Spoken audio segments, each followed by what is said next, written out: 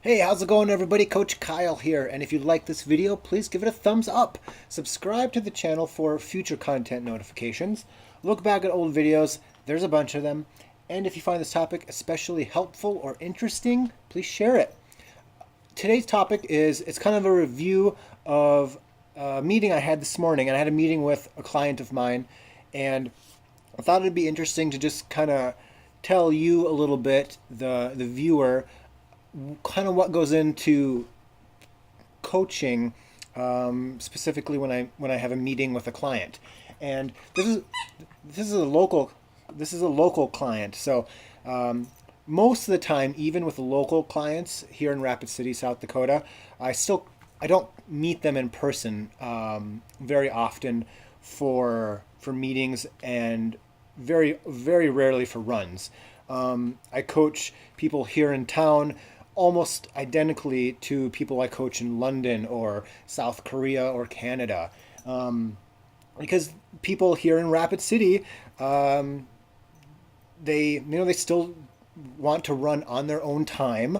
So we don't want to, I don't want to get up at 5 in the morning to meet somebody before the sun's up for a 10-degree Fahrenheit run, or after school, after work.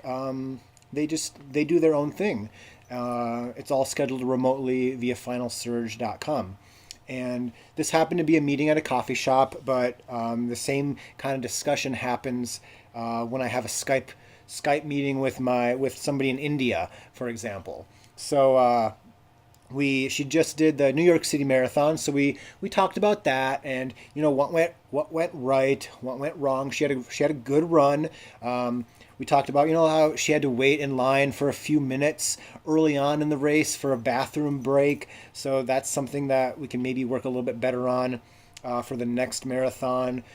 We talked about pacing and how she habitually goes out too fast. Not fast, but just a little too quicker than she probably should. And she wanted to go about 5 minutes fast, 4 minutes faster than she did. She ran a 3:39. But it's like, well, when you consider that you stood in line, you were for 3 minutes, waiting for and going to the bathroom, and if you would have ran a little slower early on. She didn't slow down much during the second half. The second half of New York City is harder than the first half, so she paced pretty well. But doing the first half, the easier half, a little slower would have given her a little more stamina for later on in the race. And she didn't really have much of a drop off, but there was a slight drop off in pace, and it's likely that going out a little slower earlier on for the first 10 or 20K would have resulted in a faster second half, and she probably would have cut a minute, maybe two, off of the total time. So there are a couple things that she could have done better. She did really well with nutrition and hydration. That's stuff we've been working on. So there were good things and bad things. We talked about, going forward, what we're going to change and what we're going to keep the same. She felt, let's see, we get Banjo up here. So she did Boston a couple years ago, and she really liked that training. The weekly format, like a easier, like a shorter quality session on Tuesday, a slightly longer interval tempo type run on Friday, and then a Sunday long run. She really liked that when we were going towards Boston. So we're going to kind of mimic that for the next marathon. She's going to do a marathon in this winter in Arizona. So we talked about doing that. We talked about race planning. She's done 10 different states. So she wants to do a marathon in every state. So we talked about where and when she could fit in, Arizona, Wyoming maybe. So we talked about that, and kind of rough schedule for 2019. We talked about kind of going forward what November is going to look like, and what it's going to look like leading up to. I think she's doing the rock and roll. I was looking at two. She's not doing Phoenix she's doing the rock and roll one in January. Phoenix is in February, I think. So we talked about what the short marathon campaign is going to look like between now and the rock and roll no, just rock and roll Arizona, I think. So we talked about that. We talked about diet and potentially, we talked about what we need to improve with her diet a little bit. So this is all Banjo.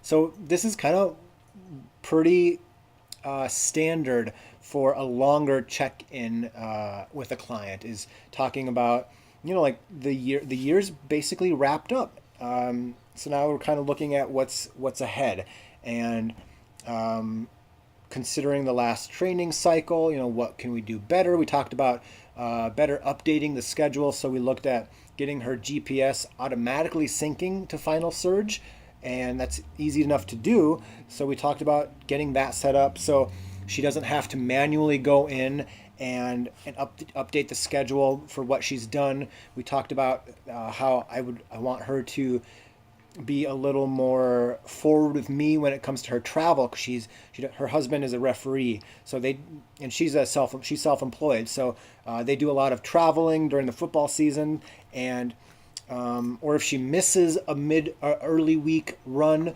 to let me know so I can adjust the schedule for the remainder of the week, rather than her trying to kind of wing it herself. And she said that she's often not told me that she's missed a run until later in the week, because she doesn't want to feel bad that she missed a run.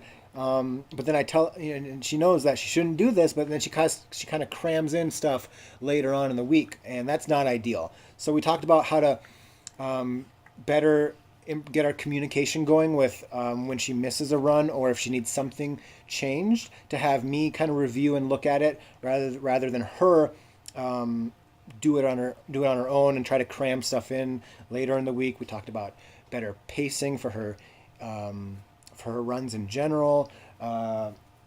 Just a lot of review and preview of the training, the schedule, diet, nutrition. I always like to ask people, as a coach, what can I do better? What do I need to do more of? What do I need to do less of?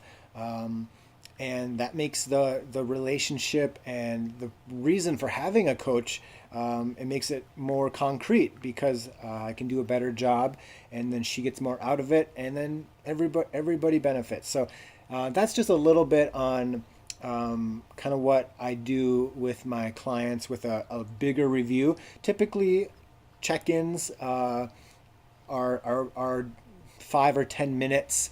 It's like reviewing the last month, the last 2 weeks, looking ahead a little bit.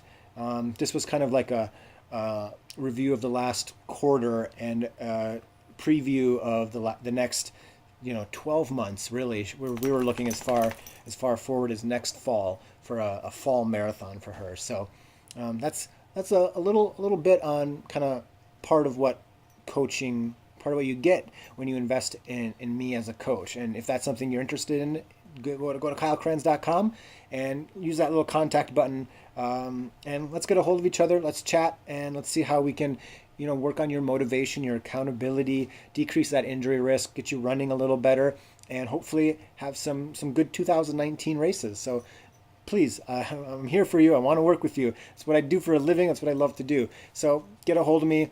Let's chat. And as always, you keep running. I'll keep coaching.